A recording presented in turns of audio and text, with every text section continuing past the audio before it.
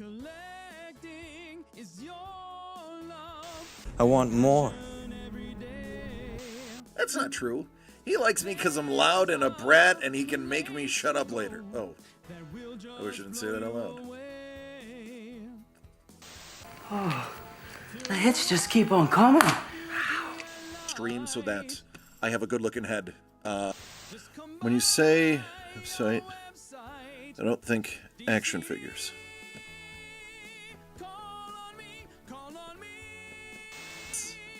Thomas! Thomas! You and I need to have a conversation.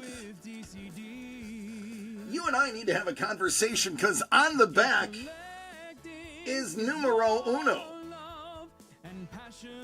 I love this book. I love it. Always said life was like a box of chocolates. You never know what you're gonna get.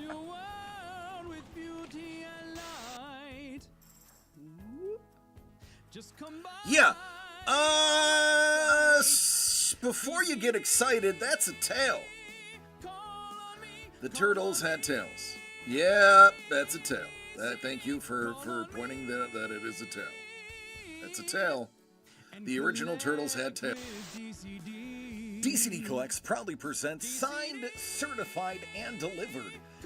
Each envelope has one 9.8 Sig Series comic book graded by CGC. These are hand-picked for you. 7 out of 10, my lord. It could take 6 months of being constipated before they die from the buildup. Not just any Iron Man. The Iron Man that saved us all. In the box! Doug! It's the Captain! And I gotta say, that shield was pretty fun to paint too. It's chunky. It is chunky. Chunky with the oil paint. Yeah. Call on me and collect with DCD. If collecting is your love, I want more. That's not true. He likes me because I'm loud and a brat and he can make me shut up later. Oh, I wish I didn't say that out loud. Oh, the hits just keep on coming. Stream so that I have a good looking head. When you say website, I don't think action figures.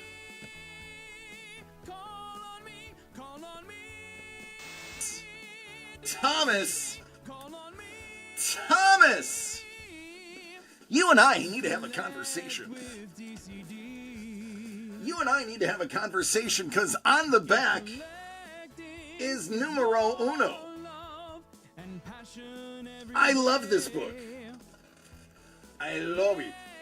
Always said life was like a box of chocolates. You never know what you're gonna get.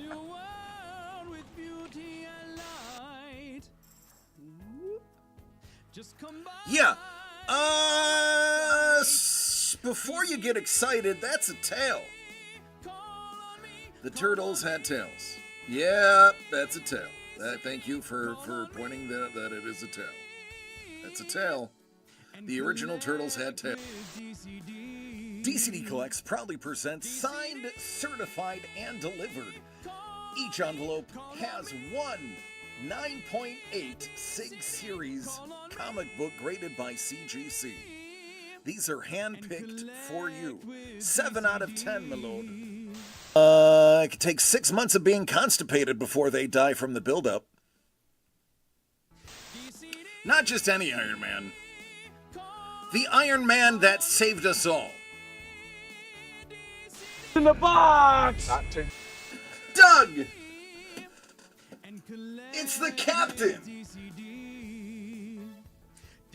And I gotta say, that shield was pretty fun to paint too. It's chunky. It is chunky. Chunky with the oil paint. Yeah. Call on me and collect with DCD. If collecting is I want more. That's not true. He likes me because I'm loud and a brat and he can make me shut up later. Oh, I wish I didn't say that out loud. The hits just keep on coming. Stream so that I have a good looking head. When you say website, I don't think action figures.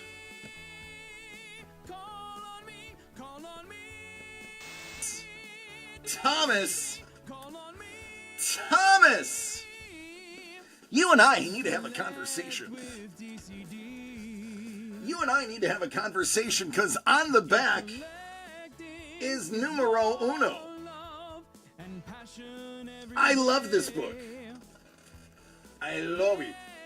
Always said life was like a box of chocolates. You never know what you're gonna get.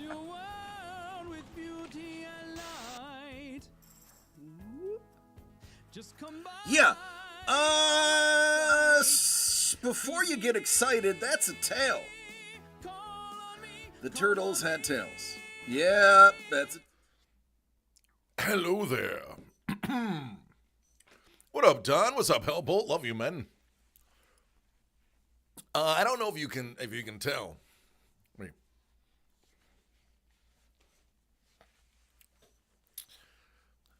Chair was weird for a second. What up, Maestro? How you doing? New digs. Yeah, we're in our new office. We are now in Thousand Oaks as opposed to Santa Barbara. I got lighting. You probably see it reflecting on my glasses. See right there? See the lights? So I'm no longer in the dark. Maestro, how you been, man? Don, what's up with your union brother yelling at the president, man? Now he's suspended? Boy, oh boy. God, you're not allowed to, you can think it. You're not allowed to do it. Good, I'm feeling better. I still have a touch of the pneumonia, but for the most part, I feel a lot better.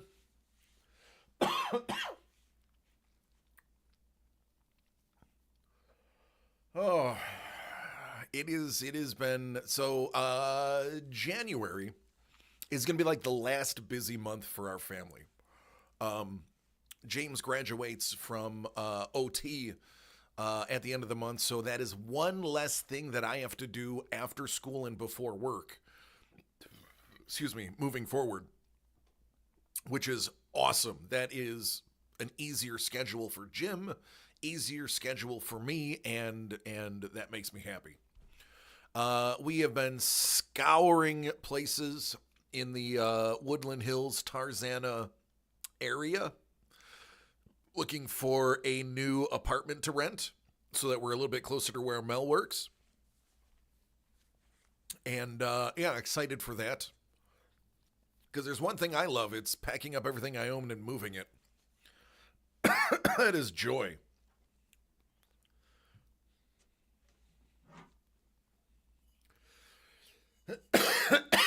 Excuse me. There's only one thing that can stop that cough.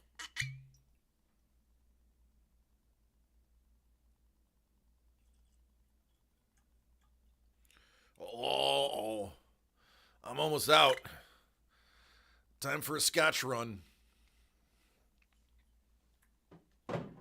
It's actually a really, really good liquor store that has like a good selection right by here, which could be dangerous. Salute.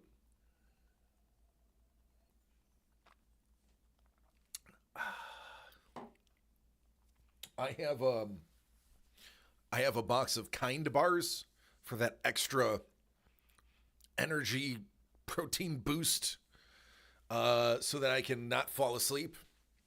And I tell you, scotch and chocolate, it's good.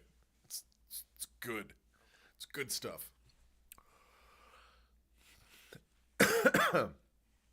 Maestro, man, we as of last week are completely out of sports cards. Last week we got cleaned out. I believe Chef cleaned out the last of our trading cards. I have been tasked, so Maestro, I'm glad you're here. I have been tasked to put together another order for hobby boxes. So let me get my notepad. This will work. What do people want to open?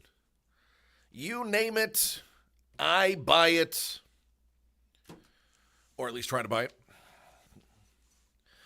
All sport. I mean, we'll literally order pretty much anything. If you are like, hey, I want you to open this for me, we will grab it. So I do know. I've been talking with Money Mitch about the possibility of doing some of the more of the Magic the Gathering cards. Spider-Man has maintained its price, but in certain circumstances you can find it. The cup, hey man, if you want to spend $800 a box, I'll buy it for you. The cup is so expensive that it is unbelievable right now. I think this year's is down to, yeah, that's not happening. Yeah, I think this year might, let's look here. I'll show you. It is, listen, the glory days of me opening that absolute turd sandwich of an item called the cup. What up, Kate? Those days are gone. They're like, hey, we're gonna make money now. The cup. Shopping. Oh, are you kidding me?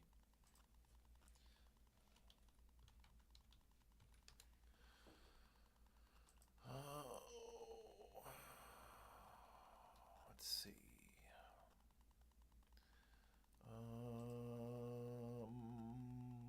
Where is my shopping list? There they are.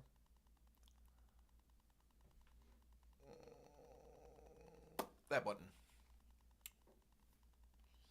Yeah, we did just recept it. Yeah, I think, listen, I'm not gonna say I'm probably the reason the cup is expensive, but yours truly probably opened more cup than any other human being in that 2-year stretch. I'm willing to wager. A case of flawless, hey man, you buy it, I'll break it.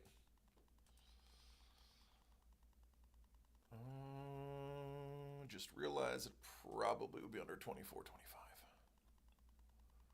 Let's see, the going rate for that pile of puke. Wow, I don't even have it. I don't even have it. Let's go 23-4. I haven't done it. I have been sensationally busy. I was just telling everybody we're finally having one less therapy to drive to at the end of this month. I don't even think they have the cup. Nobody wants it anymore. There you go. Here, crappy year, 22-23. Yeah, about $800 a box. If you want one of the good years, over $1,000.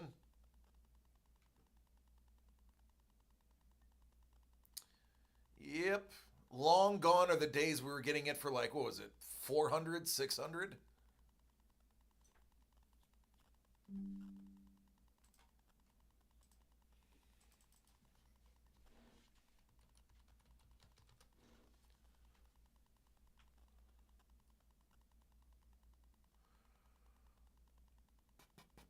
So it's probably not ripping and more. Yeah, listen, right? That is what that Maestro, that is the pivot we made. Select mega boxes and select hobby boxes. The fact that 2019-2020 Panini Flawless is still $25,000 a case is a joke, considering the rookies from that year really were not the generational talents that they should have been. One of them can't stop playing with guns. The other one can't stop eating and knocking up girls. But yeah, you're still paying $1,600 to $2,000 a case of any sport.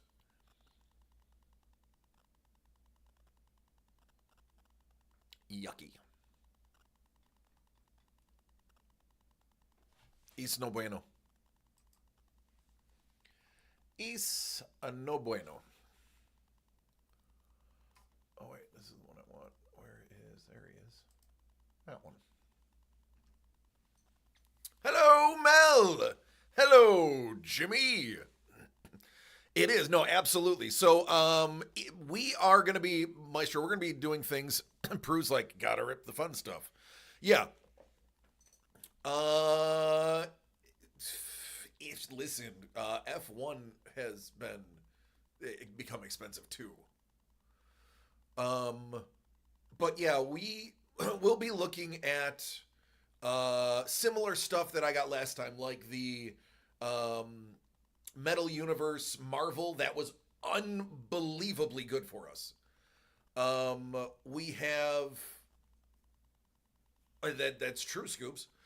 We have beads on things that have good chases. Especially, I mean, hockey, honestly, hockey has some of the best hits when it comes down to it. But we'll probably grab a couple more of those Marvel. We will go back to I'll see if I can get more of the Skeens rookie year high number Heritage, which was fun. I do like Leaf. I like Lumber. I like a lot of things that Leaf does. I will probably be looking at some of the Leaf products as well, because I don't care what people think about Leaf. And if you want a signature of Pele or Messi or Ronaldo, you're going to find it easier in Leaf at a reasonable price. And it's not leaving your PC anyway, so who cares? It is. A few of my cards have ended up in Leaf products through eBay. The owner reached out and was asking, "Hey, if I bid on this, what's the condition?" I'm like, "This is flawless, homie. That's a PSA 10 and it's in its original wrapper." So I know he's sourcing it from collectors, which makes me feel good.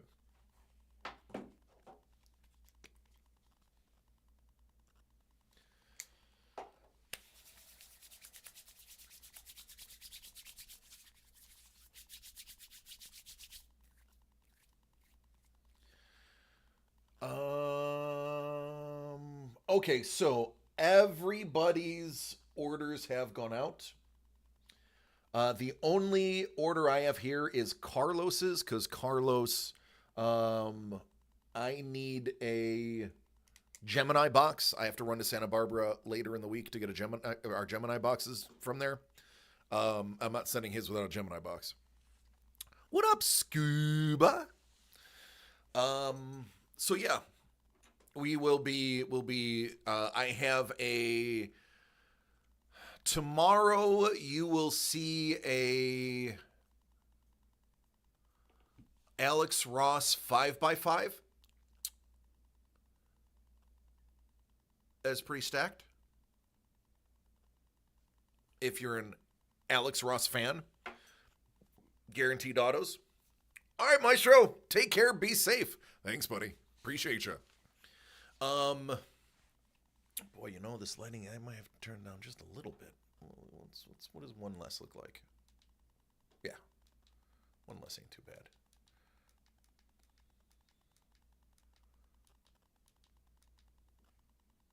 That's good enough. All right. So yeah, we will have the Alex Ross 5x5 out tomorrow. I could probably start pre-selling that today if it's up. Let me see. Let me see. Sumo has been, so not last night, but the night before, I stayed up till 1 a.m. to watch it with Mel. Melissa was watching it too. Everybody we wanted to win won, and then yesterday we went to bed early, and sure enough, almost all of our guys lost. So it's like, gosh darn it, we need to stay up till 1 a.m. so that our people win.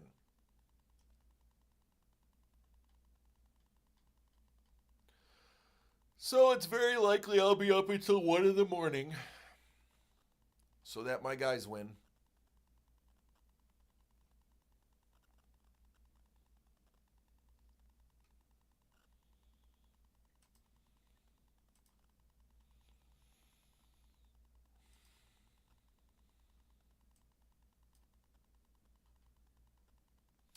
All right, let me see if this is ready.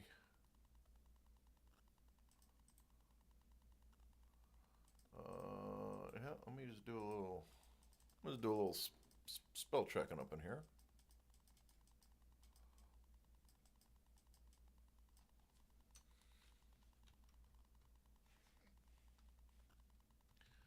I'm gonna fix a little spelling. There we go.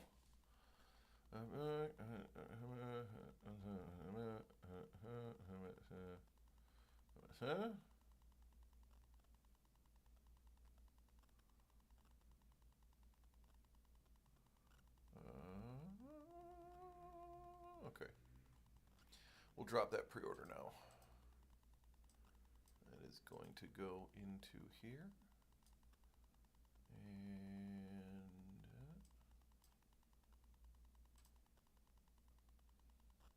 All right, Alex Ross is dropped, and we'll jump into that tomorrow. So,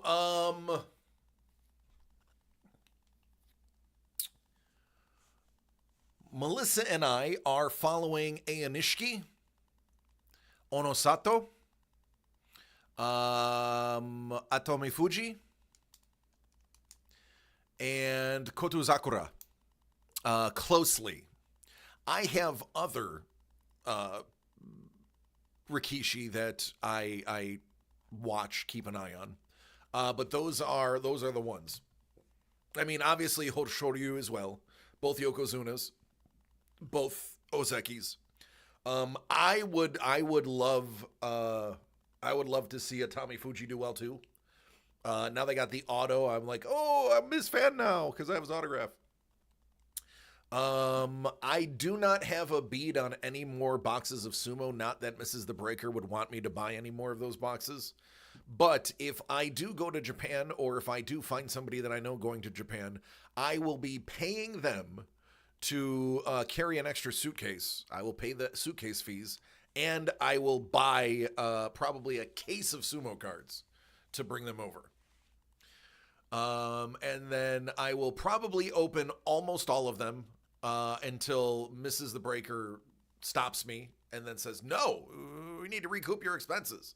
And then I'll probably cry, but then do it anyway. At least that's my goal. Hellboat's like, well, that'll most likely be me.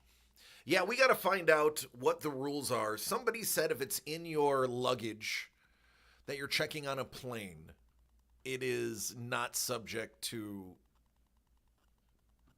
tariff up to, I think, 2 suitcases. I don't know if that's true. I don't know if that, I heard that from an unreliable source. I haven't actually Googled that answer yet. If somebody were to Google that answer, I'd appreciate it. But they're not very, here's the crazy thing. They're not very expensive, the boxes. As a matter of fact, the boxes are all one uniform price. So almost every country in the world other than America protects consumers and cares about buyers. America is capitalistic 100%. They don't care. They're going to dynamically price everything. In countries like Japan and most other civilized countries, an item is a flat price, or if you're in the Middle East or Europe, is negotiable from the price listed. The crazy thing about these, Baseball Magazine, who makes them,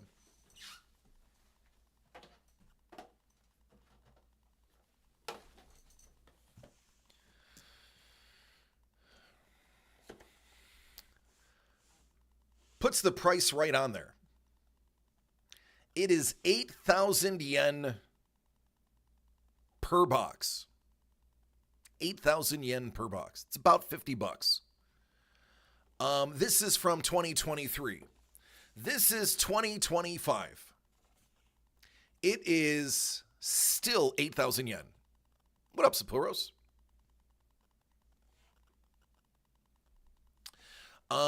So if you go and look at any sports card made in America, none of them will ever dare to put a price on it, because they really don't care about you. They wanna rape you for as much money as they can, because that's the American way.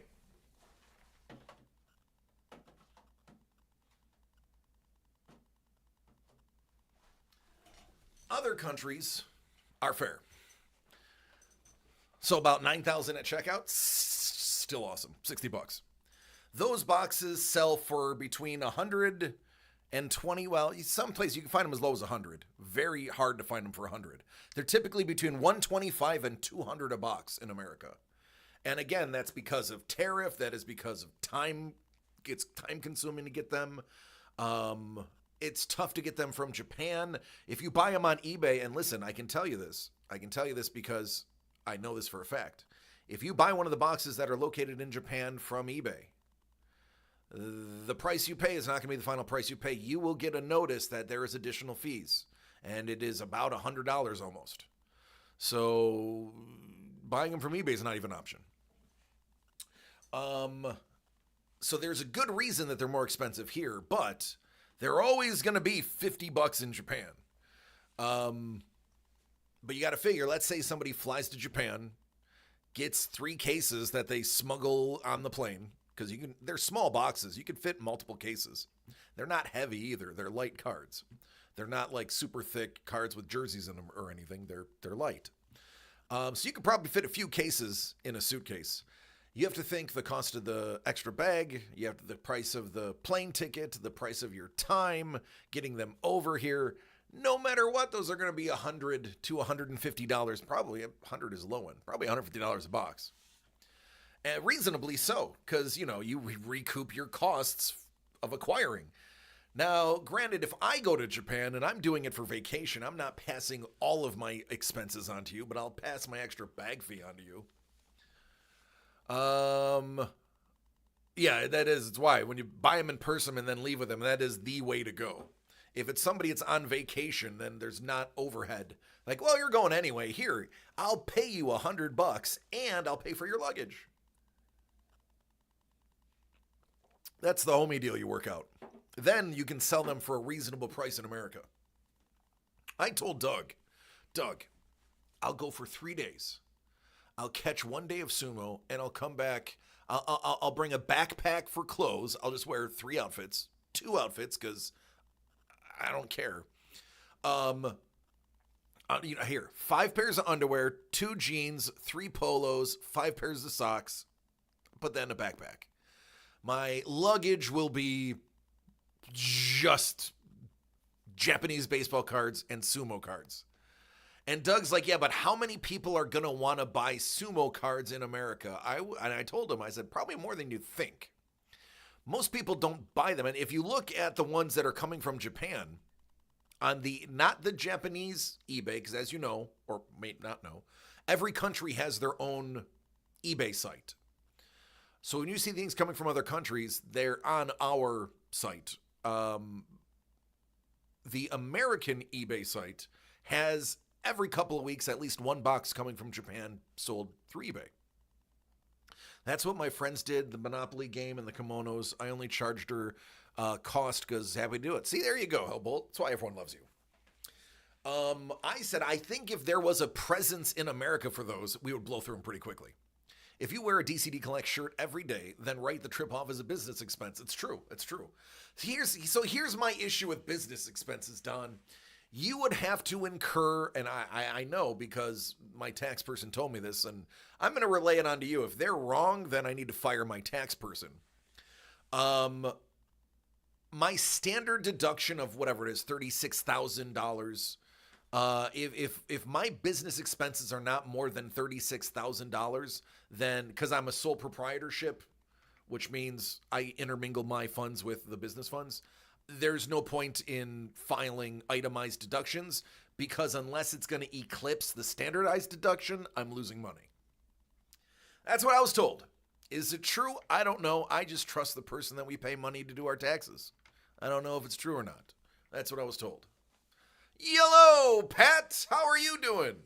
Hey, Pat, I heard you said nasty things to the president when he toured your facility. Is that true? Don said it was you. I said no, Pat would never.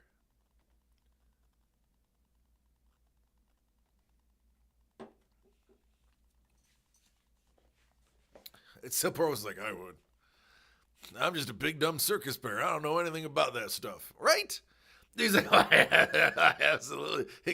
Pat's like, it could have been me. It could have been me. It might have been me. Oh. All right, so. I have to get this out of the way. Carlos. I hit the camera. I got to remember. This camera is on a lighter thing. So I got to remember to be very careful. Pat definitely would. Pat, you don't know me too well yet. You're getting to know me, but Don and Carlos will tell you I'm probably already on multiple watch lists. My activities outside of this channel I will actually bet. I will bet cash money I am on 1 or 2 watch lists. Listen, I've been permanently banned from Reddit. Do you know how hard it is to get your IP address permanently banned from Reddit? Oh no, it wasn't because of, pervy stuff. No. I was banned from Reddit for inciting violence. This is a true story. I can't use my phone or my computer to access Reddit because it'll say you cannot access this site. If somebody else goes on Reddit, I can look over their shoulder. It doesn't have facial recognition surgery, thankfully. Tannerite?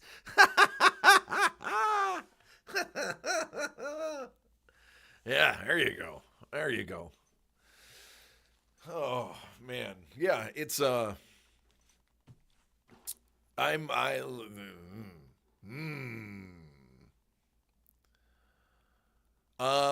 anniversary GPK sealed case just hit the reserve. Yay! Pain meds in Japan are almost non-existent except weak general ibuprofen. Yeah. That's fine. I've honestly, knock on wood, my pain has been tolerable. I haven't had any slips lately.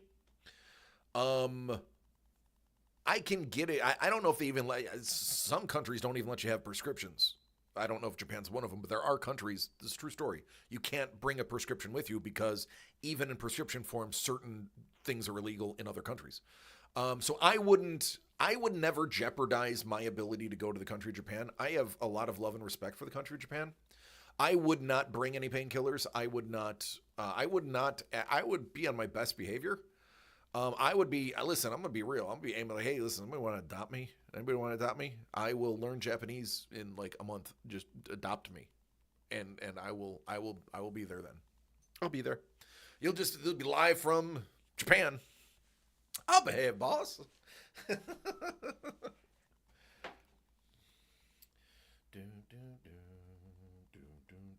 Noise.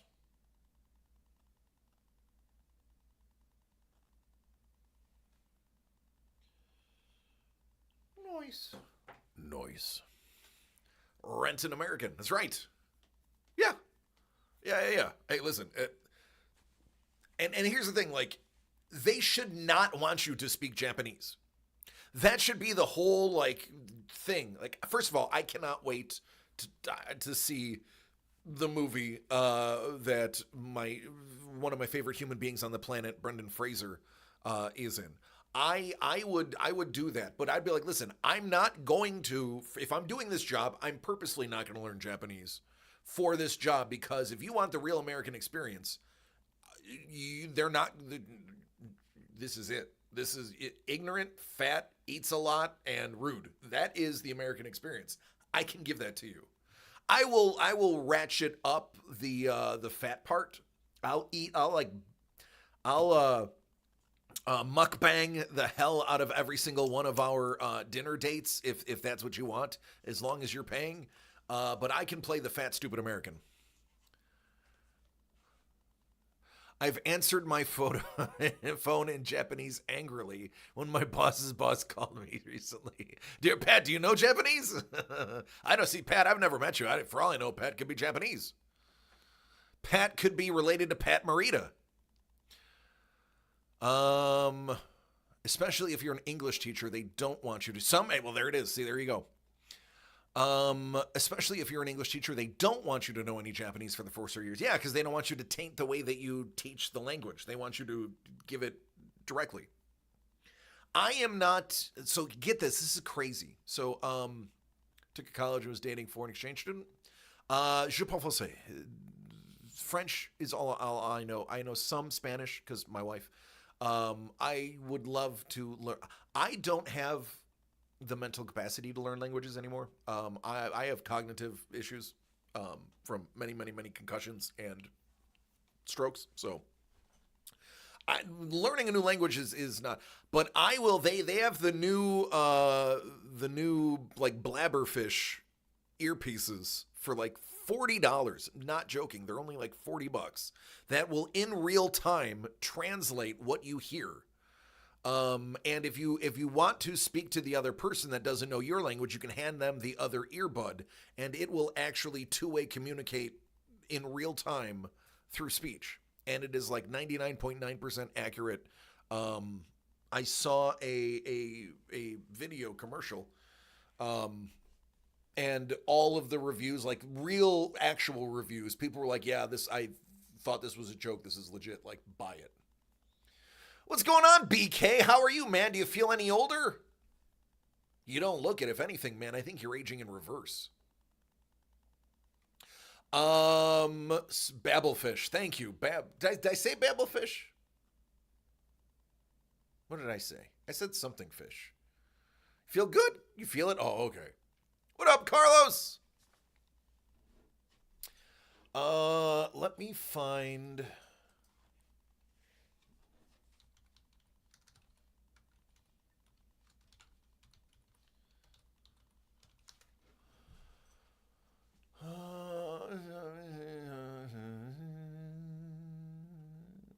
It's not the one by Meta, by the way. It is not the one by Meta. That is not the one that works well. Let me find...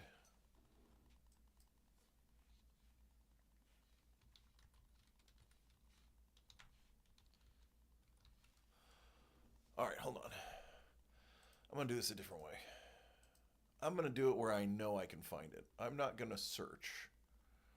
I am going to, well, I'm going to search, but I'm not going to, excuse me.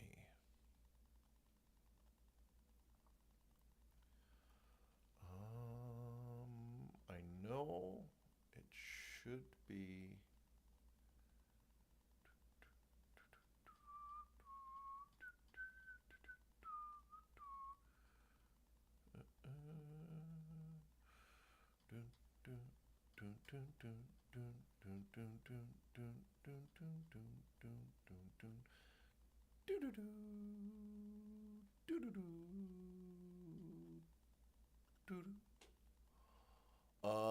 Chef, no, we still have 4 remaining.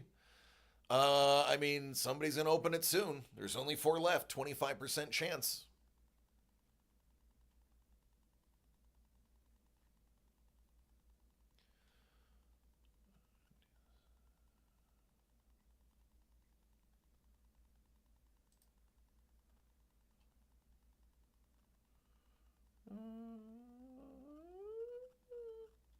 Okay, maybe it's not gonna be as easy. I thought I'd be able to. This, it's that, I don't know if you've ever seen this gentleman does reviews, and he like tells you if it's gold or if it's crap. I know in the beginning he was not sponsored. He was doing it for the sake of it. Now on his website, I can't, he no longer, there used to be a thing on there like, this is not paid advertising, blah, blah, blah. I don't see that disclaimer anymore, so you will have to take it with somewhat of a grain of salt.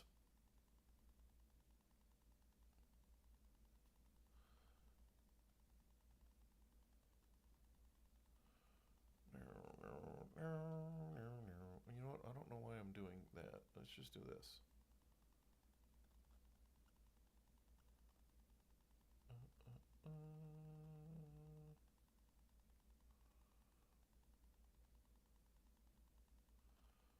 Yeah, well, looks like I'm a jerk and I can't find it. It's probably because I just watched like 80 of his videos, so they're not going to populate again.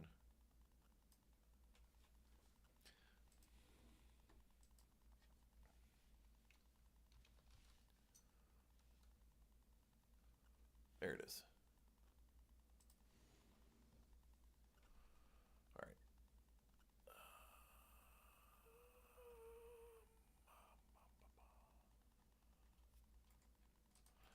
Make me his website. And go to gold.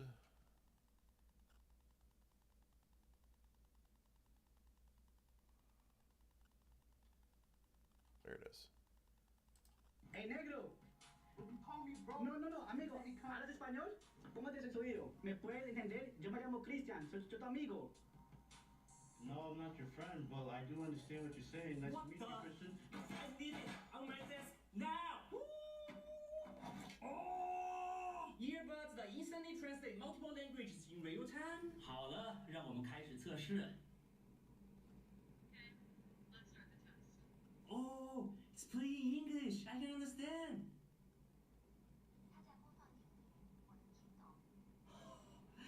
晚上想去吃那个上次很好吃的那家火锅吗？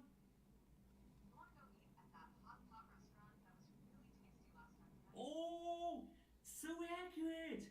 This is so good! It supports more than 100 different languages. An app is completely free. You can either hand the other person one earbud or just let the phone play the translation for the conversation. It even does real-time meeting interpretation and photo translation for menus or road signs. It basically costs like regular earbuds, but it plays music and translate. Guys, this is gold.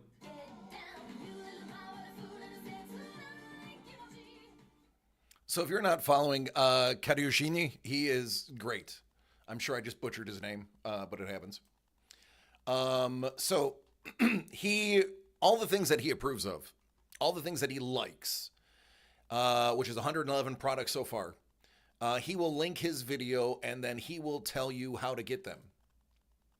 And literally $30. So, does he get a commission? I don't know, probably, but if he does, good for him. I mean, he's out there doing the real reviews.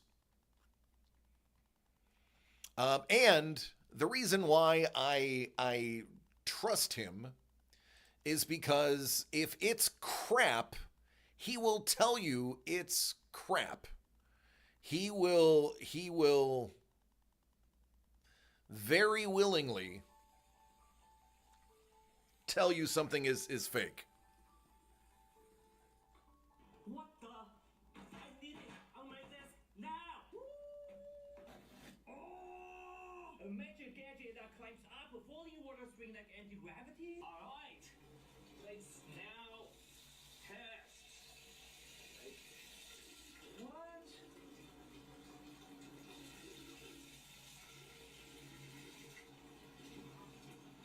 Doesn't work at all.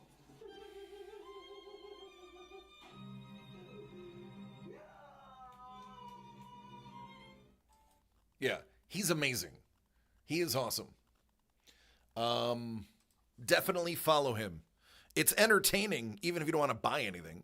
He's extremely entertaining. Boy, my white balance is way off. I'm looking at myself and I got jaundice, but I don't. There we go. I don't have jaundice anymore.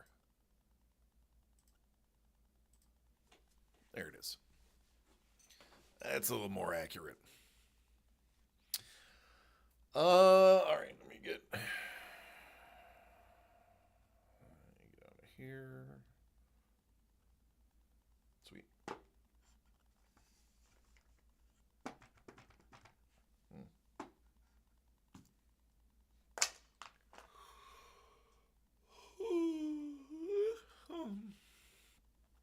So, does anybody want to grab anything while I'm sitting here drinking some scotch?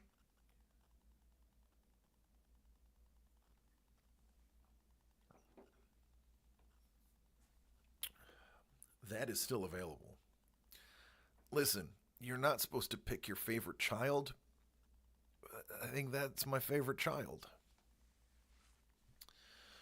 Yeah, it's not working yet, Sapporos. I will make an attempt to do it tomorrow. Tomorrow's Thursday, right? Oh, Jimmy's got a haircut tomorrow.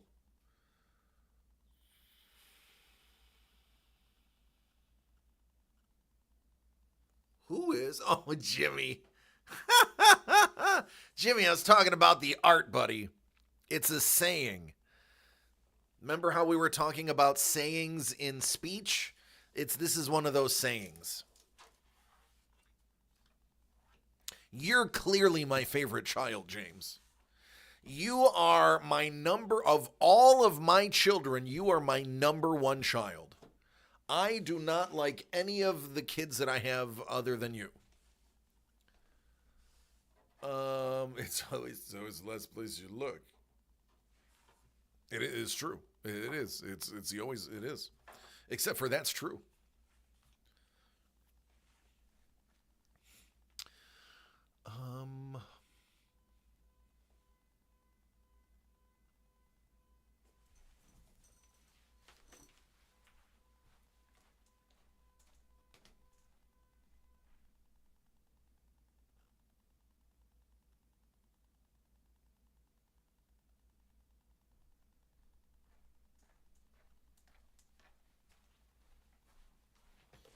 Sorry, car alarm was going off.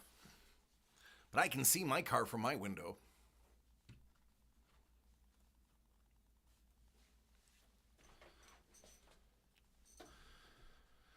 Oh. So as I was saying, tomorrow's Thursday. Jimmy's got a haircut. What time is Jimmy's haircut?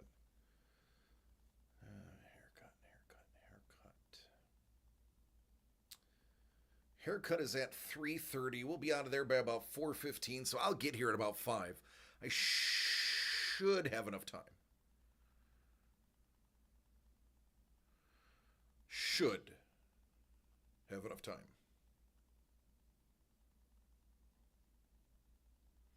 Oh, I registered. Mrs. the Breaker doesn't know this. I registered for tickets to the 2028 Olympics here in LA. So because I am in Ventura County, we have our own pool, Ventura and Orange and LA County. We have our own pool of tickets exclusive for locals. And in order to get into the pool, you have to register by March. Mrs. the Breaker is going to register as well when we get home. But if you get... He was in the pool. It's cold shrinkage. And a couple more weeks. No, I get it, man. That's all right. They won't show up at the other court dates either. You're going to win all of them de facto. Not that you wouldn't have won them anyway.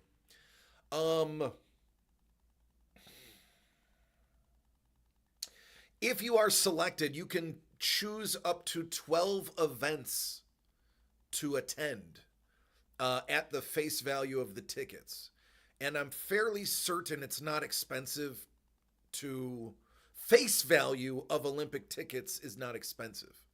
I'm pretty sure face value of Olympic tickets, they want people to attend. Now, aftermarket tickets, scalper tickets, they're ungodly, but face value tickets aren't nuts per individual event. So they're like, hey, what are your favorite things? What events? It asks you what your favorites are. It doesn't, I mean, they're just asking what your favorite. They only allow you to have 5 favorites and then 5 Paralympic favorites. I chose, which true. No, this is Summer Games. But it would be curling if it was winter. If it was winter, oh my God, I love the winter games more than the summer games, 100%. It would be curling, skeleton, bobsled. I love the winter games.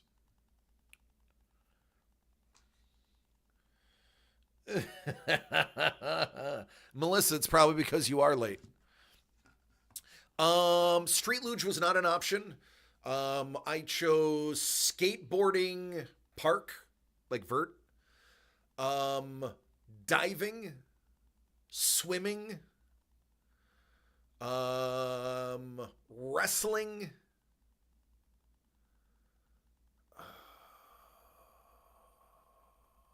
Let me see. I think so. Breakdancing has been banned. After that debacle, breakdancing will never come back. The host country gets to add their own. And I think we are reinstituting skateboarding. I don't know if I just learned that this year, that the home country gets to add. That's why sometimes you'll see weird, obscure sports in Olympics, because the host country actually gets to add a sport representative of their country, which obviously they should win because it's theirs. Let me see I'll show you the list. I'll log in.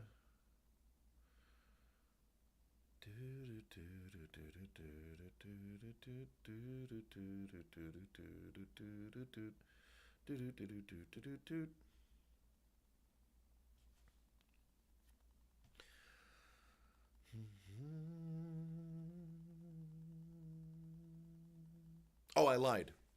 I changed them. Rugby sevens, flag football, hockey. I don't know why it's on there, but it is. Skateboarding park, and Olympic open and closing ceremonies. My favorite Paralympic would be table tennis, boccia, and opening and closing ceremony. My teams are United States, Italy, and Sweden. And that's it.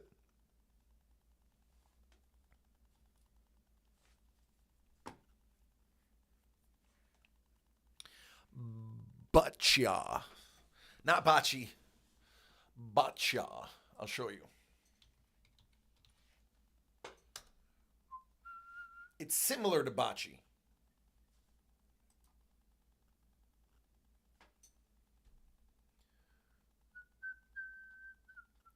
Bocce is outdoor. Boccia, I believe, is clay court indoor.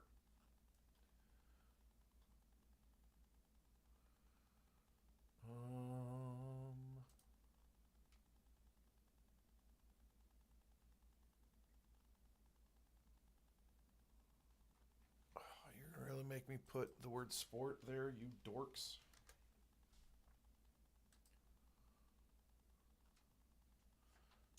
Ding. It's similar, but it's indoor.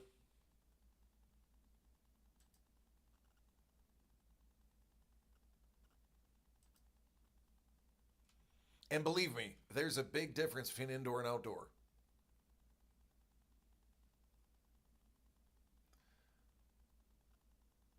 The panini is way bigger in boccia.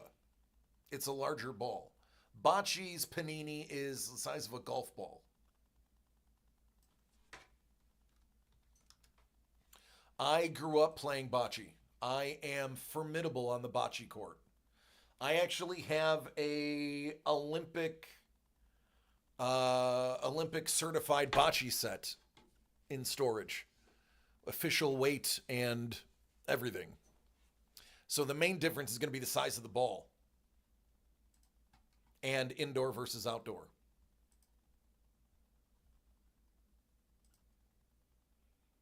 Size of the panini.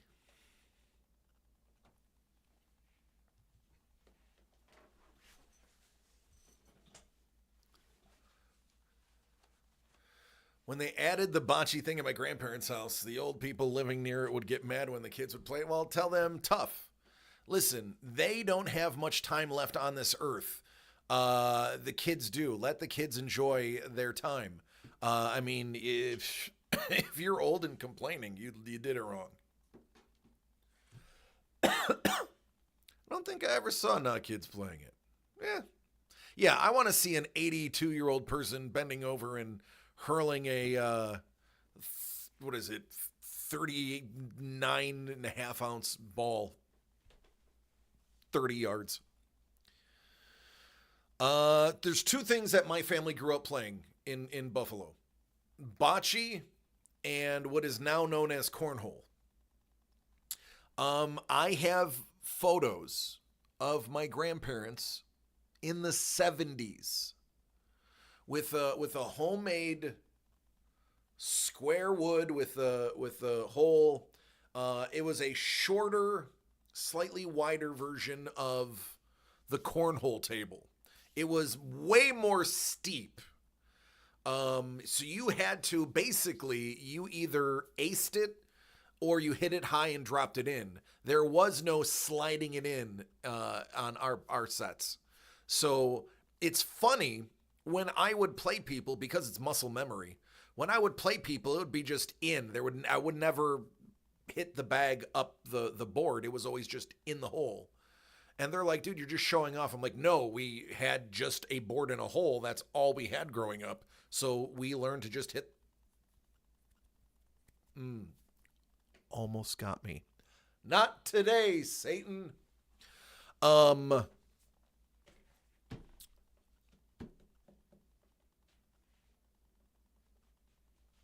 Yeah, I suppose it's like, you already said it once. I was waiting to see if you do it again. Jolly Arboreal Laptop Double Rainbow. All right, well, we'll have to see this then.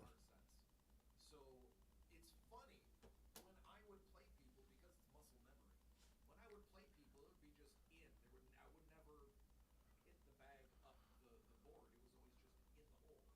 And they're like, dude, you're just showing off. I'm like, no, we had just a board in a hole. That's all right. So we learned to just hit.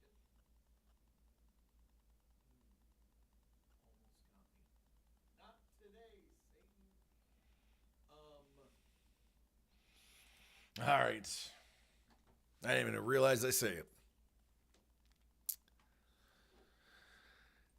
You got me. Cheers. Well. Anyway, so yeah, that's how we learned. And then we had, what the hell is that, Melissa? What the hell is that? Where did you even get that? What the hell? I have never seen that Twitch Global.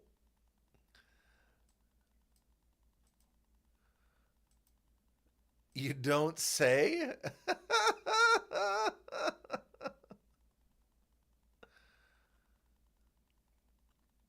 Yeah, no kidding, jerk. That's why I try not to say it the second time. I didn't realize I said it the first time. Jerk. Now I forgot what I was saying. Oh, bocce. So then we had bocce. So all of us from age like 7 up would play bocce and cornhole. And that's all we did. That's all we did. Those were the only 2 games that were at my grandparents' house, and every single holiday was at my grandparents' house. So yeah, it was. Yeah, we were very good, and because we would do it multiple times a year, every year, we just. Anywhere we would go, like, hey man, do you know how to play bocce? And me and my brothers would be like, no, show me. Hey dude, do you play cornhole? No, what's that? And then we'd play like bocce. As soon as you get the range, like within the first 3 tosses, my brothers and I will get the range. And once we have the range, forget about it. It's over. And yeah. We're good. And once we get the range and we would just start bagging points, people were like, "You sure you never played this?" I'm like, this is all new to me. And eventually they'd be like, yeah, you're definitely screwing with us. Like, yeah, I played this my whole life since I was like 7. Yeah, I have decades playing this sport. They say it takes, 10,000 hours to perfect something. My brothers and I say this without bragging, we easily have 10,000 hours playing bocce. We would play from the moment we get to our grandparents' house till they got dark. And that would be constant. Then we bought sets when we all each got our houses. Every single family member that I have that owns their own house, every single one of us own bocce sets. All of us do. And that becomes the thing. Like Mrs. The Breaker will tell you, when I'm at my dad's house in Buffalo, visiting or when I was living there, first thing that we break out after the booze is bocce. Literally the first thing that comes out. You want to play bocce? Let's go get the balls. All right, let's go do it.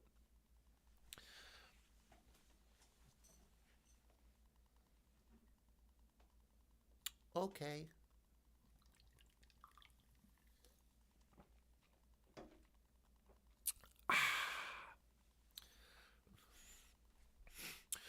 Yep, that was it, bocce. We would be watching football. Halftime. Throw some bocce. Played a 10 instead of 21. Okay. Actually, no. I think it's like, is it 21? I don't remember we would just make up numbers. We'd be like, let's play to 20 or let's play to 10. What is the official bocce score?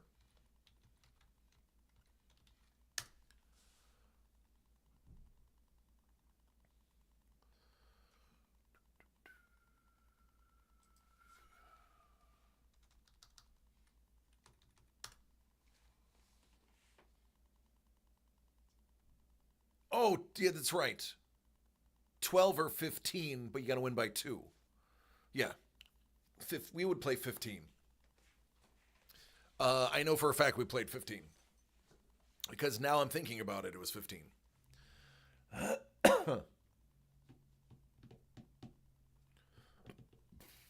No, we would also play to 21 too.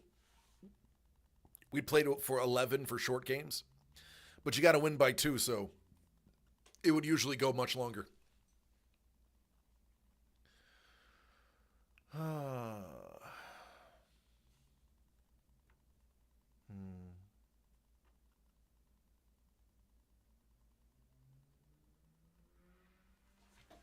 Now I want to play some bocce. There is literally bocce clubs in Buffalo.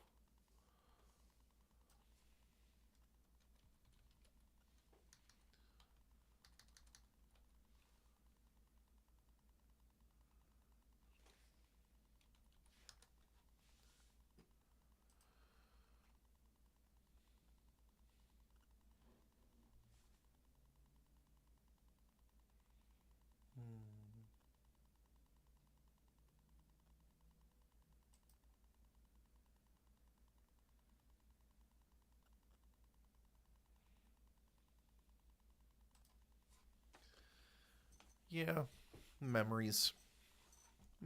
Here I am in California. I don't think I played a single game of bocce. I don't know how that happened. It's bocce weather all year round here. Maybe that's what California needs. Maybe they need a bocce club. Maybe that is what I'm going to do.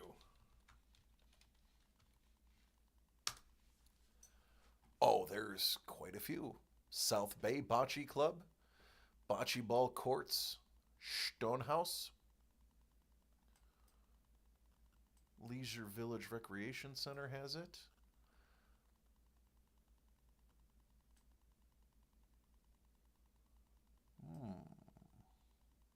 Interesting. Interesting.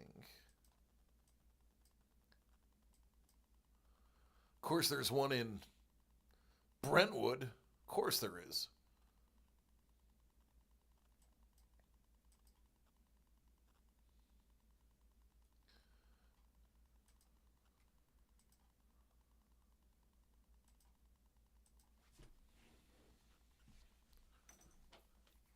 If you build it, they will come. A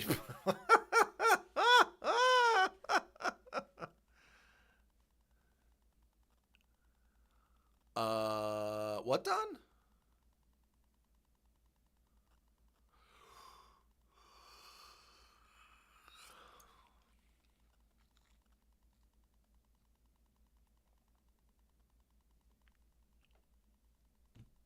I don't think Dunn meant to put that in here. How was my weekend? Oh, it was good. I met Jason Mewes. I got to talk with Jason Mewes. Jason Mewes, so for those who don't know Jason Mewes, Clerks, Mallrats, Chasing Amy. Instead of White Men Can't Jump, it's going to be DC Hustling Bocce Courts. Yeah, man, I'll do it. $10 a point. Let's get it. Dogma, yup. Jay and Silent Bob Strikes Back. Jay and Silent Bob, Mallrats, so many things. I think he even has a cameo in Yoga Hosers. Jay's character, Jason Mewes' character, Jay, was actually based on him. Kevin Smith had been his lifelong friend. And the character is basically based on him. That's why it's named Jay. Jay and I have a very similar high school experience. Jay and I have a very similar post-high school experience. Jay didn't get a free DCD Collects t-shirt. No, Don, those are only for the cool people. So when I had the opportunity to go see him for $10 across the street from my house, Mrs. The Breaker's like, just go. It's $10. And I was like, all right, I'll go. So I went. Well, Pat, you're getting there. I went. I got to sit right up front. And he's like, hey, we forgot to set up meet and greet. So listen, we have a merch table up front. Just $20.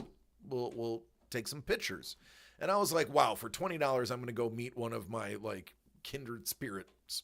And so I pay the $20, and like the dude is just a normal dude. And when you hang around with a lot of celebrities, and those who know me know that I've hung out with celebrities all my life. I did bodyguard work, security work, and just would randomly run into famous people all the time.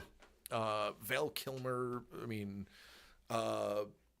Kelly Preston, John Travolta, you name it. And it was really cool to see how approachable was. Like he, as soon as the show was over, he like jumped off stage. It was like just started walking through the line like, hey, what's up, man? How you doing? Like handshakes and bumps. And it was like, wow, this is really just a dude.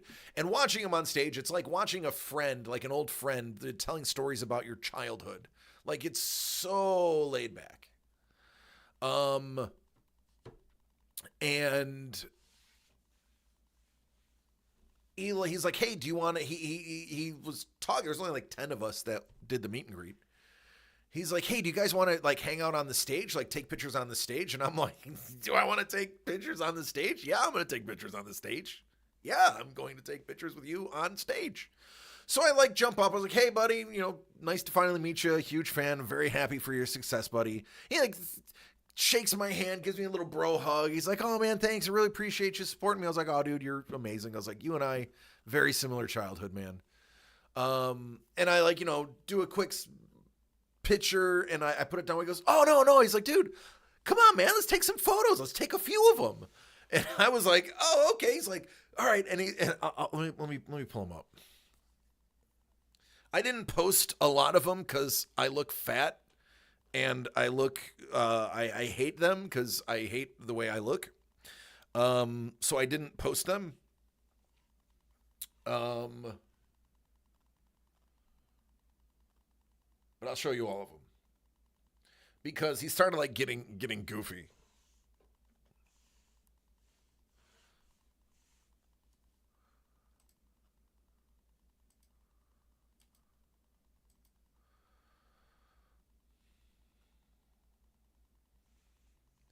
All right, let me. So, like, this is the first one. I just took it real quick, and I was like, all right, thank you. He was like, no, come back, do more photos. I was like, all right. And then he's like, all right, let's make a face. And I was like, okay. He's like, stick out your tongue. And I'm like, I'm not going to stick out my tongue. So he stuck out his tongue, and I'm like, oh, okay. All right. Like, we're having fun now. And then he reposted it. I got a repost and like 5,000 exposure on this one because he he reposted my my post. Yeah, so that was pretty cool. So yeah, I mean, listen, 10 out of 10. If you're a fan of his, go meet him. They tell you not to meet your heroes. You can go meet Jay Muse. He's great. He's a good dude. As a matter of fact, I haven't even checked on how much that post blew up. Because it blew up.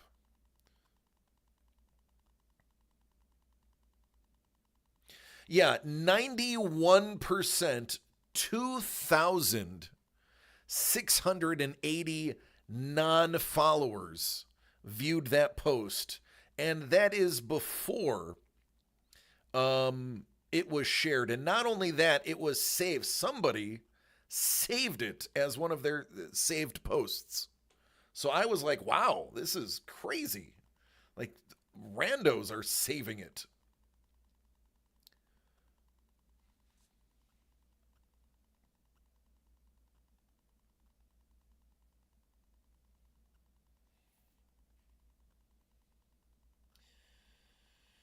Yeah, I mean, it was cool, man. It was cool. It was cool. It was super cool.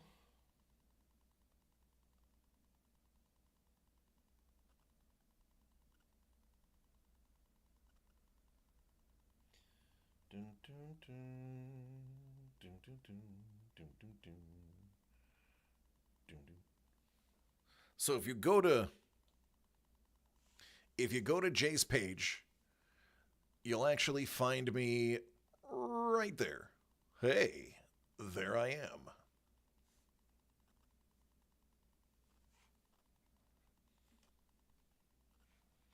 In 3 years, I went from padding my Santa suit to needing a larger size with no padding. Chef, I feel you, brother. I feel you.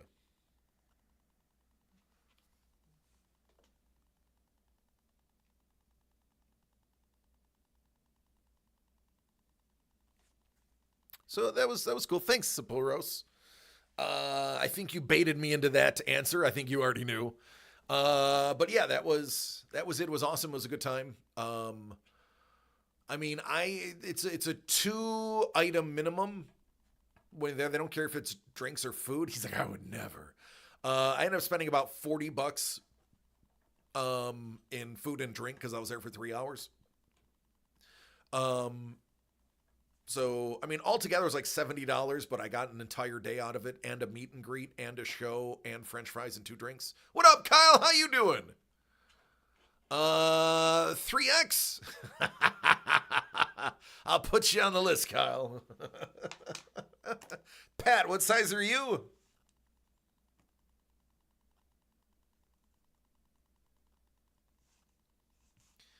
But no, it was fun. It was dope. It was a lot of fun. Oh. So Kevin Smith is coming to the same venue in 2 weeks. I was debating on it. Between 2 and 3.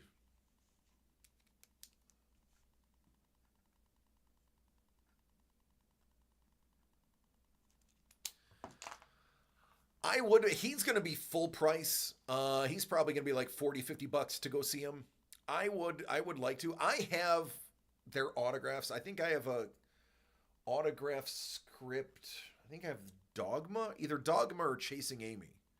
One of the scripts I actually got from Kevin Smith. I bought it directly from him. Not from him, but from his site. I do have a Kevin Smith, Jason Mewes. It's either, no, actually, is it Mallrats? It's either Mallrats or Dogma. One of those two scripts I have signed. Chef is like, boy, if everybody wants one, I might as well just make them for sale. I'm not going to be able to give out 1 million of them.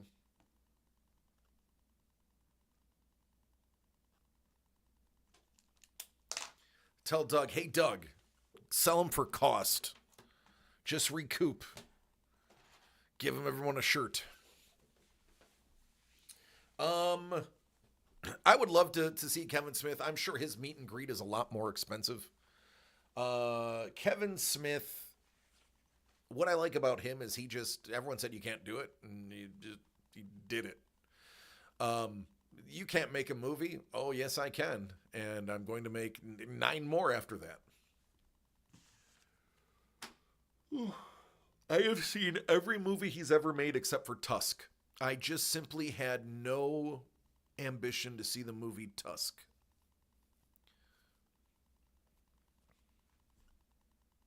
Yeah, no, even he thought he couldn't do it.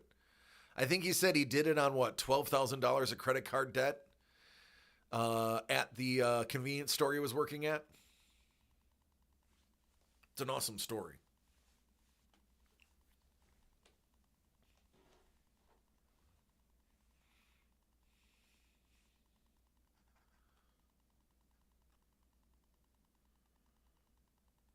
I accidentally closed out Wix. Okay, there we go. Now people will think it was artistic reasons, right? The black and white. Yeah, the American way. Yeah, the black and white was because he couldn't afford color film. Yeah. Yep. I've watched the documentary. I've read 2 of his autobiographies.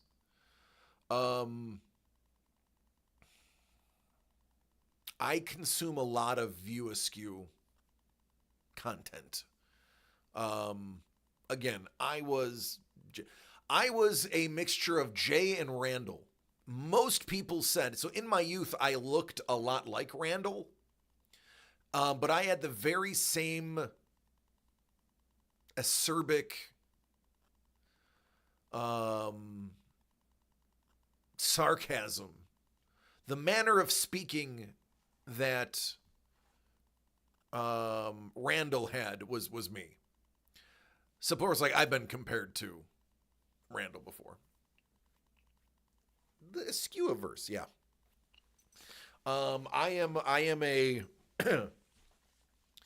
I am a mix of Randall and, I mean, obviously you don't see that here on stream, and I've mellowed out since I've gotten older. But in my youth, I was a mix of Randall and Jay. I was never a Dante or a Silent Bob.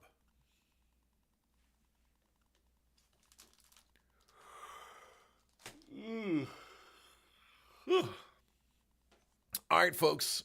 It's Wednesday. Let's do last call. Last call.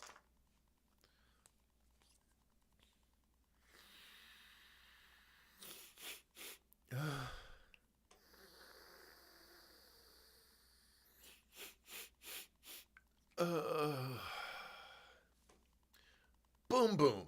I am not sponsored by Boom Boom, but I just bought 9 more of these.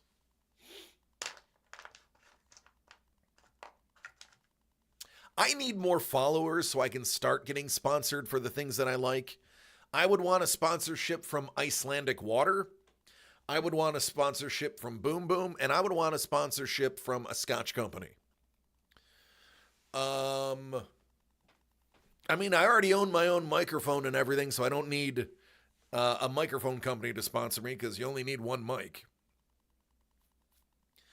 I mean, if one of the expensive chair companies want to sponsor me, I'll sit in your chair. I'll fart in your seat cushion for the right price. At me, chair company.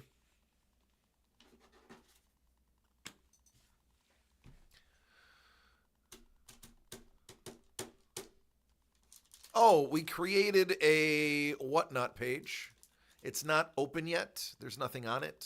I don't even know if you can search it yet. I don't think it's public yet, but it's coming. What is one of those computer chairs? What if it's one of those computer chair racing chairs? Well, that would not work because then I'd have to change all my camera angles. It's got to be this tall. It's got to be about this tall.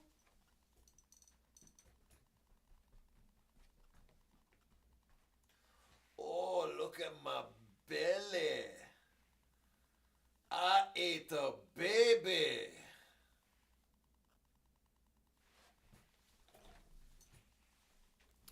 I like food. Lay off me, I'm starving. No, but for real, I'm going to go home and cook. We just bought our... Listen to this. Hey, DC, how far behind the times are you? Oh my God, I'm so glad you asked me. I am so far behind the times that Mrs. the Breaker put her foot down today and said, go buy an air fryer. For Christmas sake, go buy an air fryer. We just bought our first ever air fryer. That is how behind the times I am. I am a person who, first of all, I cook. I know how to cook very well. I can saute, I can bake, I can grill, I can cook. I'm well versed in cooking. To me, I never needed an air fryer because I can make French fries in an oven. It's nice, yeah. Great for making wings. Yeah, you know, this is gonna sound a little weird, Kyle. I have never made my own chicken wings. Before you freak out, let me explain why.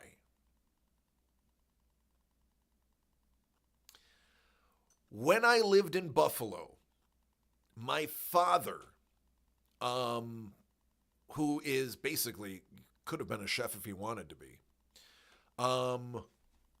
would always make chicken wings by the hundreds. So we would always go to my dad's house for wings. He had a fryer. Bone-in nuggets? Wings are sacred to us in Buffalo. That's like saying, hey, chef, let's knock one of those stars, one of those points off of that Texas star. Let's just make it a 4-point Texas star, chef. How does that make you feel? Don't worry, we'll make it a 4-point Texas star. We don't need the 5th. He's probably so angry he can't type fast enough. So when we were home, a wing has 3 parts. If it's not connected, it's just a bone-in nugget. No, a wing does have 3 parts. You are correct.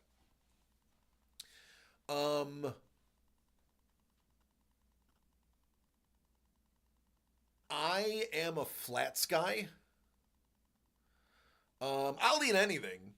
I prefer flats.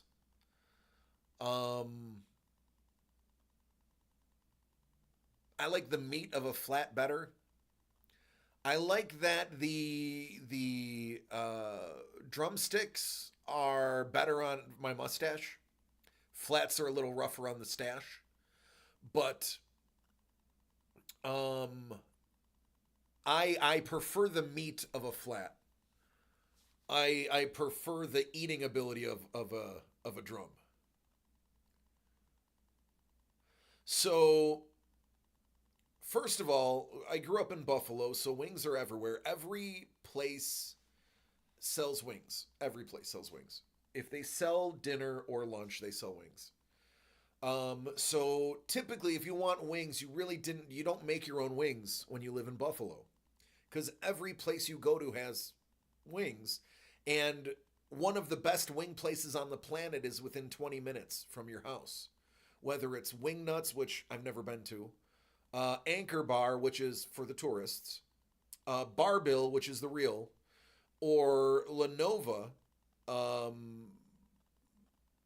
Duff's, they're all close. Exactly. If a Buffalo restaurant has wings, the wings are good because you cannot survive in Buffalo with bad wings. True story.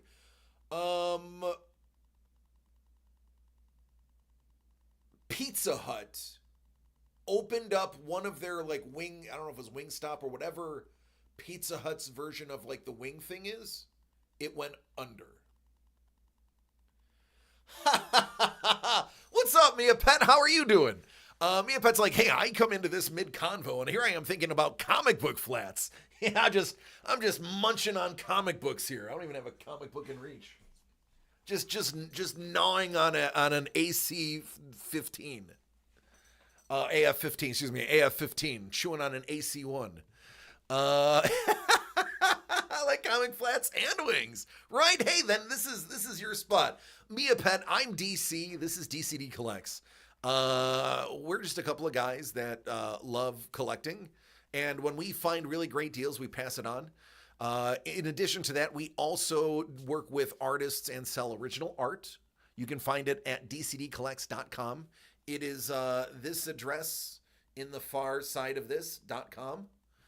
And yeah, we hang, we talk about life, the universe, and everything. We talk about sports, and you caught us talking about chicken wings. I'm originally from Buffalo, so chicken wings are near and dear to my heart. But yeah, if a restaurant sells wings in Buffalo, if they're not good, they go under because we discriminate. Just like if you sell ranch, like we'll shut you down. If you ask for ranch, we'll throw you out of the bar. It's true. Oi, oi, oi. Hello, Paul. Hello, friend. Hello, governor. Paul, we're talking about chicken wings. Buongiorno. Mi scusi. So yeah, we would indie comic artist yourself. Ooh, do we collect independently published works? We actually we not only collect independently published things, we are at every Comic-Con pretty much in California. In Southern California, and quite frequently we feature independent comic book artists. When we were in New York, we found a gentleman by the name of Sketchcool. He's from New Jersey. We've worked with him. Buster Cagle, who is an amazing artist who needs somebody to discover him more famous than me to discover him. Buster is an amazing artist, an actual fantastic artist. We have gotten some of his books and moved them as well. So yeah, we do. We look at art. We see if it's something that our people would like. There's, as you can see, 41 people are watching. We have about 25 to 30 people that regularly, on a weekly basis, buy stuff from us. I know almost every one of our buyers by name now. So when I see things, I'll know what my people like. Is that thing not working again?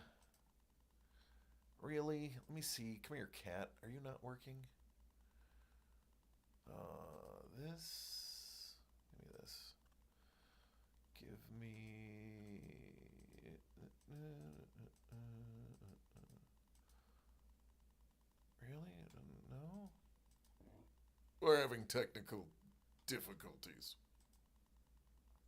Commands.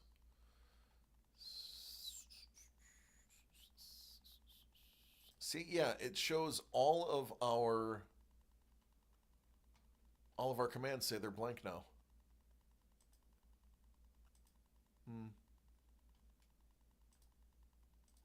That stinks. Let me hit a button.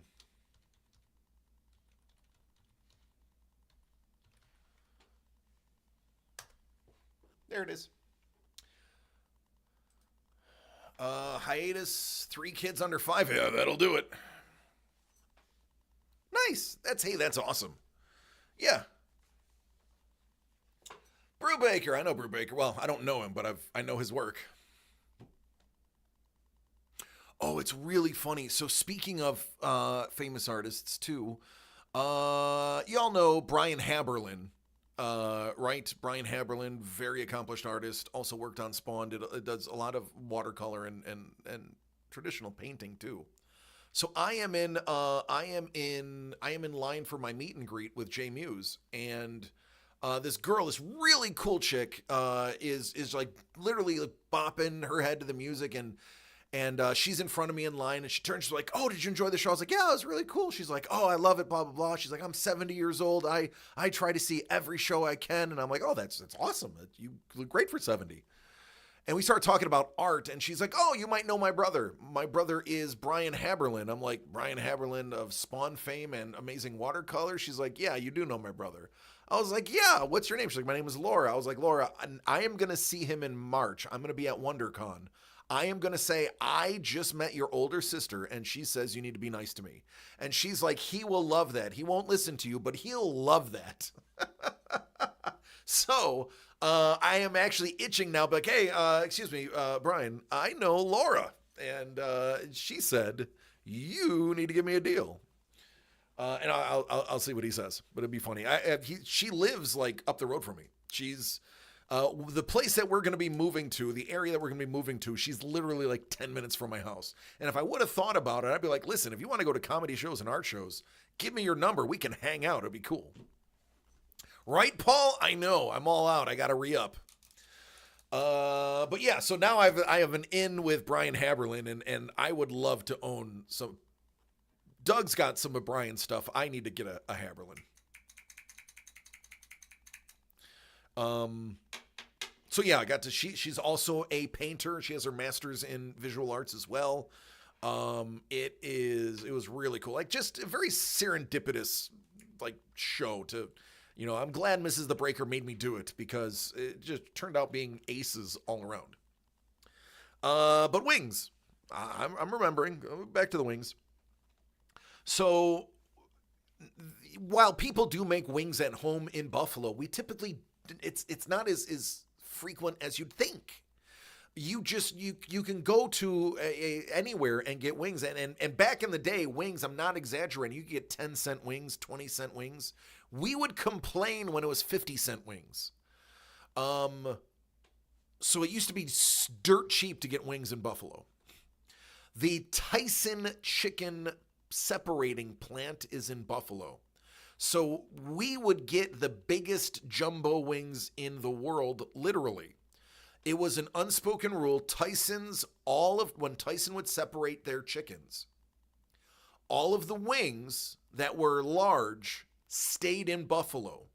The smaller ones were shipped and sold outside of Buffalo. Ask anybody from Buffalo. We will complain if they're small. It is a thing. Buffalo gets the larger wings. Nobody believes it until you go to Buffalo and see the size of our wings compared to yours. I have a picture, I believe I saved it on my phone, that is not a forced perspective photo. Let me make sure there we go. So there's one of them. Do I have the can? I don't have the can. All right. Some of you know just from seeing me working on screen that I have pretty big hands.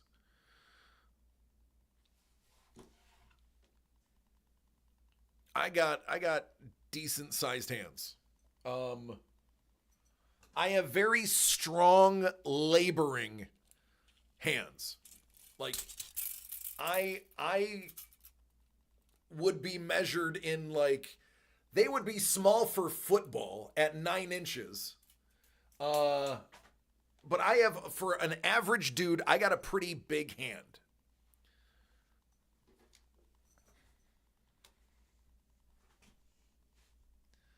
That is the size of our wings. That is an average wing in Buffalo. This is an average ring. The reason I took this picture is because this was when I was living in Florida, And I had gone back to Buffalo to visit, and I was talking to one of my cousins on my wife's side about the size of wings because they were so tiny. And I said, let me send you a photo of the size of the wings that we get. Again, look at the size of my hand. So we're saying that wing is about that long. Look at the width of my hand in this photo. That flat is basically from here to here.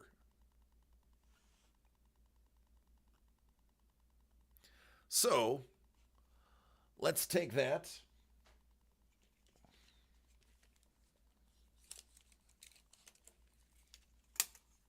It's about a 4-inch wing.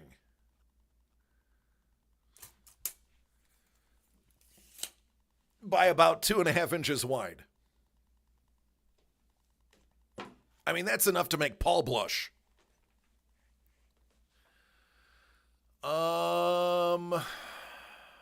Everyone's like, let's do some wings. Yeah. So, we also have this thing called Wingfest. Every year in August, it used to be at the AAA baseball stadium because it needed to be that big for all of the things. We would have the wing competition. That's where Joey Chestnut would eat the wings for the not being cheap. That's where Joey Chestnut would have the competition. So anyway, living in Buffalo, you typically don't make a lot of your own wings. With that said, my family has a secret recipe for sauce that my dad invented on his own. It was at the Bill Stadium the last couple of years. That's pretty awesome.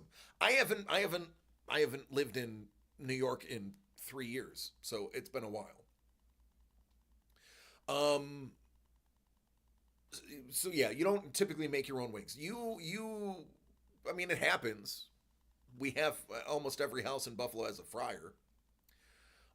We didn't because we had a 7-year-old, which is why we never even got an air fryer. Is most people have a regular fryer in Buffalo.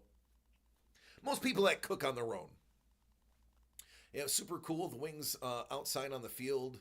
Some local bands. You can walk on the turf. Yeah, that's dope. I dig that. I dig that a lot.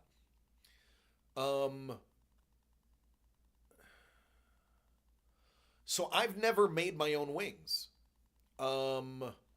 Because I've never even baked my own wings. I just always had somebody in my life that would make wings. Now that I have an air fryer, I may make wings for the first time in my life. Which means I also need to get my dad's secret recipe, which has a lot of components to it. And he doesn't measure. My dad does it by sight, so he will have to make it, measure it, and make it. So I grew up in an Italian household, right? My great-grandmother came on a boat from Italy. My family has a sauce recipe. It's our family recipe. It's exclusive. My great-grandmother invented it. There are, I think, 5 people in the world that know the sauce recipe. I'm one of them. I've never made it on my own. It requires one of the big, 5-10-gallon things. You have to have a big pot, and it takes 2 days to make it. And you have to eat certain meals the day before, so you have the bones to put in the sauce to stew. So I have this really, and everybody that eats our sauce, it's a meat sauce. It's heavy. Everybody that has ever had my family's sauce was like, you need to bottle this. Yeah, you know it's good when it takes. Literally, Mia, do you prefer Mia, Pet, Mia, or Pet? I will call you whatever you want.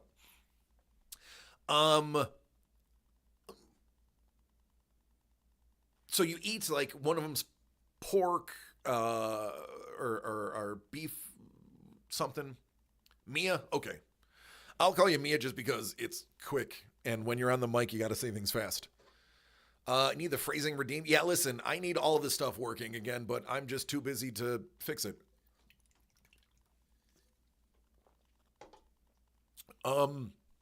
So Mia, you would have like, there's 2 days worth of meals that you have to have because you need the bones from those meals to stew in it.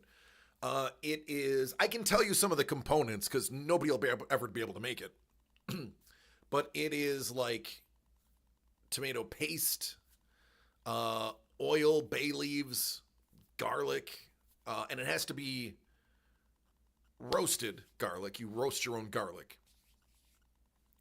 Like the bones, the different meats.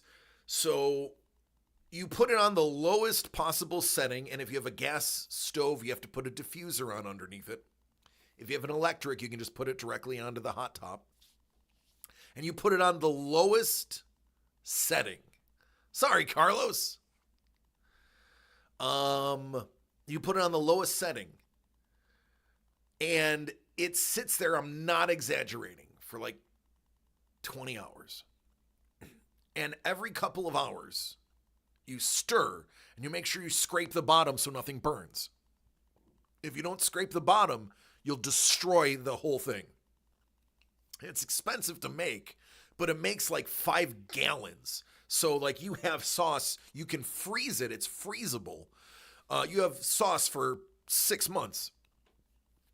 But every couple of hours before you stir, you skim all of the oil. You take ice. This is the trick.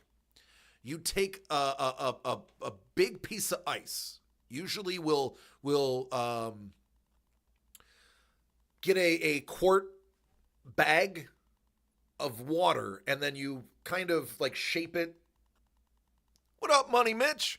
You shape it so it's kind of curved, so that when it freezes, it has almost like a handle and fits like a gauntlet.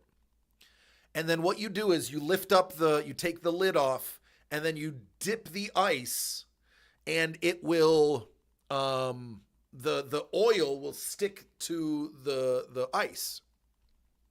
And you dip the ice, and then you can literally just peel off that layer of oil and fat and grease. And you do that until the top, the hand talking is much funnier with no sound. That's great. That's how you skim off all of the, because you don't want to accidentally get any of the sauce out of there.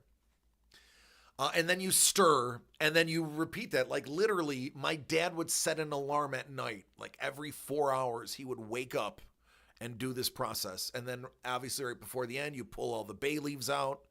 Then you pull the bones out. You leave the meat in there. But you don't. So the meat is in hunks. You keep it in these hunks, and it usually sits at the bottom. So what you do before you are finished, before you're going to pull all the meat off the bone, and before you pull all the bones, you stir just like the top half, and then you can pull a little bit out. That'll be mostly meatless. Now, you can't say it's meatless sauce because it cooks in meat for 20 hours. But you pull the top like third out, and you use that as like meatless. This is amazingly complex. I feel like making it up will cause some sort of level up. All right. So that will be like the meatless gallon bag or two. And then you reach in, you grab the bones, you pull the bones out, the meat will fall right off the bone, and then you give it hard stirs with the ladle, and that'll separate the meat, and it'll make it a really like heavy, like it'll pull the meat throughout there. But it's a heavy sauce. It's not a thin sauce. It's a very thick sauce. It does not do well with like spaghetti or angel hair. This is more of like a manicotti or a rotini type sauce, but it has like an entire serving of meat in it. Like you're getting all your protein, you're getting all of your, this sauce. As an aside, my family was very poor in Italy. They were Southern Italian. My grandmother's from near the top of the heel of the boot, the inside heel of the boot. Typically Southern Italy in most parts, very, very poor. Red sauce is what poor people eat. White sauce was what the wealthy ate. This is what I was told by her, so bear with me, grain of salt. So this sauce was your meal 2-3 times a week, because even though it was expensive to do once, you had it for months, and it would have your meat, it would have your vegetable in it. You would get your starch from the pasta. You were getting a balanced meal from this sauce. So this is a very poor person's sauce.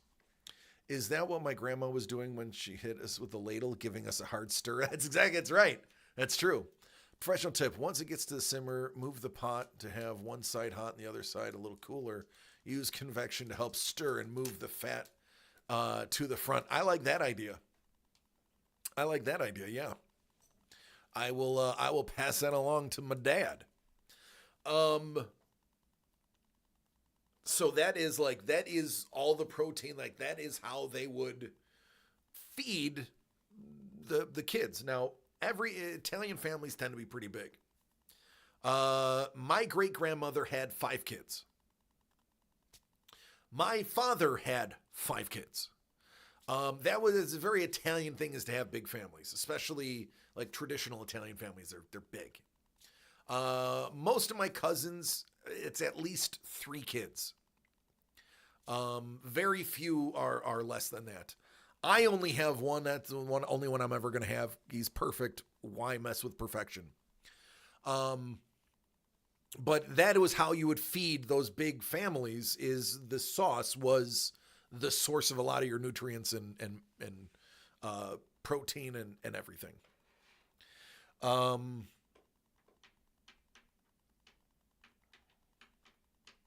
My grandmother said something about families from Mount Sinius region of Abruzzo. I don't know the name. My other family members know the name.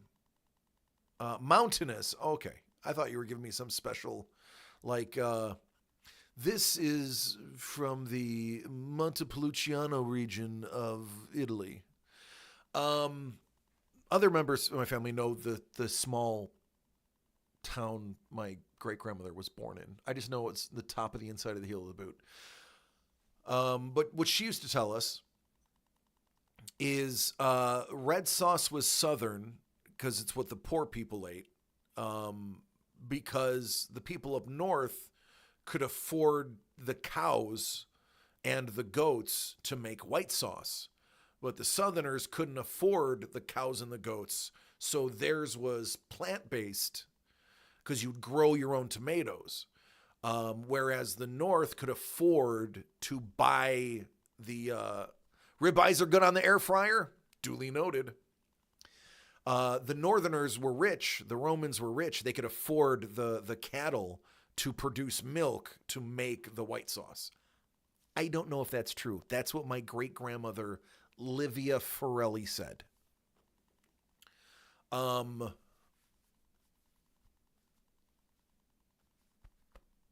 Yeah, that's what I was told. Right? It makes sense. Hey, listen, if Grandma would sometimes say some things that were like, "No, Grandma, that's not true." But when she talked about Italy, my grandparents, my great grandparents, when they came over, one of the things that they brought with them from Italy was a wine press. That's literally how authentic my great-grandparents were. They grew grapes, tomatoes, basil, oregano, and onions at the house. They had a victory garden in the back. And the grapes grew on the fence. We used to get yelled at for eating the green grapes. They were like a Niagara grape. They were super sweet. But then he would also have... think they were like a Chianti grape. They were awful. We never ate the red grapes because they were bitter. Because they're honestly, most wine grapes are inedible to us. We wouldn't like the taste. Niagara and Concord are one of the few exceptions, and those are made for sweet wines. But I digress. I used to be a wine specialist. So my family would make their own sauce. They would make their own pasta. You didn't. You brought a box of pasta to my grandmother's house. She'd hit you with a spoon. We all got beaten with a spoon. It was a wooden spoon. Every member of the family was beaten with a wooden spoon. The same wooden spoon used to stir the pasta. I think it was our anguish that made the sauce so good. But so he would make his own wine. They would can everything. They would always be the cellar was always cold. And that was it. So when grandma, great grandma, and great grandpa Raphael and Livia Forelli are my great grandparents. A little extra rump, right? So you got a hard stir as well. Yeah, no, that is. And my parents had a spoon, but it was plastic, and the plastic spoon hurt way more because it would like a hockey stick. It would bend in the air when you swing it. So you get that full like snap. Wooden ones don't bend when you swing them. They're just stiff. But when great grandma and great grandpa said something about Italy, we tend to believe them. And that was her story about sauce. That's why we never ate white sauce. White sauce is for rich. Alfredo is for rich people. Real Italians make this sauce. That's also why you'll see in Alfredo, a lot of Alfredos, the meat isn't in the sauce. Think about it. You actually are about to realize I'm right. Alfredo doesn't typically have meat in it as a sauce. You add the meat to the top of it after it's been cooked. Red sauce, traditional meat sauce, you have the meat in the sauce. Sapouros is like, get out of my head, DC. The grease would ruin the Alfredo. Yeah. Yep. It's Alfredo was traditionally the rich people. And if you look at French cuisine, they have something very similar to an Alfredo. They won't call it Alfredo because they're French, and they would never give credit where credit was due because they're French. By the way, French cuisine, I'm not going to go down this rabbit hole, but if you want to learn, French cuisine is considered one of the finest cuisines on the planet. The best part of that is French cuisine isn't even French cuisine. Now, I know I'm going to get a lot of haters, and I'm going to probably get somebody that speaks French screaming at me in the comments. It was Anthony Bourdain, who is one of my favorite humans on the planet. God rest his soul. I love Anthony Bourdain. I've watched almost everything he's ever done. I've watched every episode of Parts Unknown, and he had a show back in 2000. Way before he had No Reservations. It was actually kind of like the test show for his other shows. And I've read all of his books. An Italian princess taught the French to use silverware. They didn't just teach the French to use silverware. Quite a large portion of French cuisine was taught from Italy. Italy and Germany, or not Germany, specifically Austria. Italy and Austria taught a lot of French's traditional dishes, especially the Mediterranean dishes, are not originally French. They're now known as French cuisine because let's argue and say the French perfected it. I'll give them that, absolutely. French cuisine is a thing for a reason. But Anthony Bourdain tells this story. I don't know which book or which movie he tells it in. But he's like, oh, French cuisine. He was taught by one of the greatest French chefs in the history of food. And he's like, well, the one thing that nobody will teach you is the French didn't get their cuisine until 600 years ago or 400 years ago, whatever it was. And he goes, and it was an Italian that taught him to do it. Them sounds like fighting words, but I'm Irish, so I'll let you all duke it out. Well, let's talk about Irish cuisine.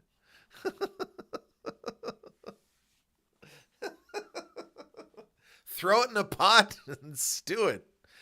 What is it? The Irish conundrum? Do you take the potato and eat it today or save it and drink it in 6 months? I just like that tidbit. I have angered many traditional chefs. Oh no, chef, I know. And you potatoes. That's all they got. Mostly Polish, Scottish. Give me some dirt, some cabbage, some onions in that order, right? But no, it's true. I mean, Councilman Chef DeShaky is an actual chef. I mean, his name's literally Chef. I can vouch for him. It's a true story. The French cuisine is not traditionally French. It is others. They've just perfected it.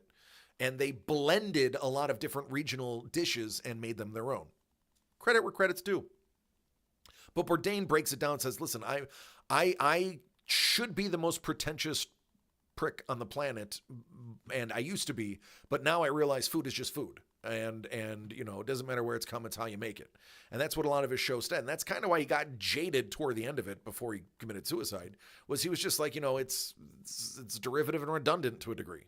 Like he had said that his life was, built on this presumption, and it was just pretentious. But I love food. I do. I love it. And I called last call 50 minutes ago. We just tangent on food for 50 minutes. Mia, this is what you can expect from our stream. If I'm not opening original art or sports cards for people, we are tangenting on the most crazy things. I have ADHD. You never know where I'm going to go with our daily conversations. If you enjoyed today, I will be back every Wednesday, Thursday, and Friday, 6 p.m. Pacific till whatever. Thank you, Kyle. I do have to get out of here. I do have a family to feed. Speaking of, Catherine de Medici brought Italian cuisine and the Italian way to eat to France when she became the queen. There you go, Mia.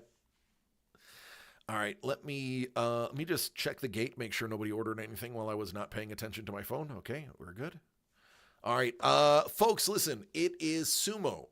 We are going to raid sumo. I know there are plenty of wonderful artists that are out there on my stream channel favorites that need the support, but as you know, I am a diehard sumo fan, and I'm trying to get each and every one of you to be sumo fans too. So we are going to raid Data Sumo.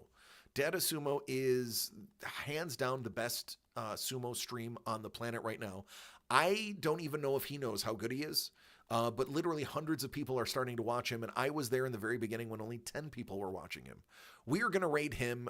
You are going to learn a lot. He is single-handedly probably the most important English-speaking sumo streamer on the planet right now.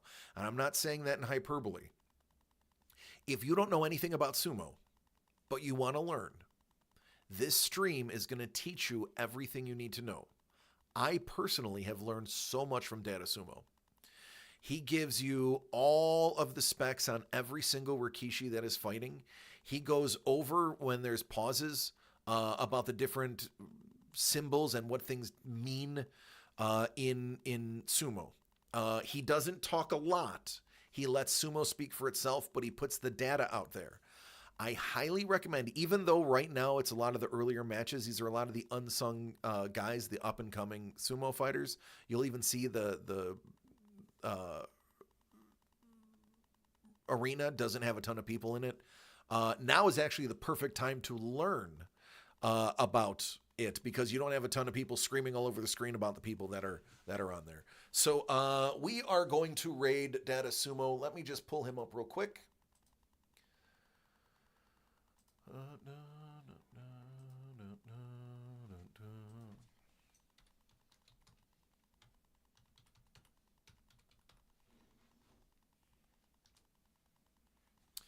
All right, we're headed over. Now listen, Some of you are new, some of you have been here before. There's something I say at the end of every single stream, and I say it because I mean it, not because it's just something to say.